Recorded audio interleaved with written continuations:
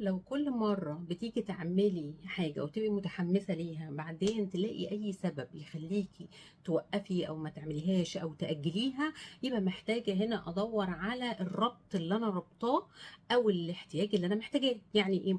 يعني ممكن يكون أنا مش كسلانة عشان أنا كسولة، يعني أجي أسألها أقول لها هو أنت أصلا في الطبع كسولة؟ تقولي لا. طيب إيه اللي مخليكي بتأجليها؟ مش عارفة. طيب في هنا حاجة بتخليني أأجل الحاجات. لما بأجل الحاجة بحصل على شعور معين، بثبت فكرة معينة، بيحصل عندي حاجة لما بأجل الحاجات. بثبت فكرة، بقول لنفسي مثلا والله ما أنا شفت أنا عملت كذا يبقى أنا كذا، أو بحصل على شعور معين بالراحة، في شعور معين أنا محتاجاه، أو بثبت حاجة معينة، أو في حاجة بتحصل جوايا. فيش الحاجة اللي بتحصل جواكي دي، الحاجة اللي بتحصل جواكي هي المدخل اللي هيقولك انت ليه بتفضلي تأجلي الحاجات كل شوية.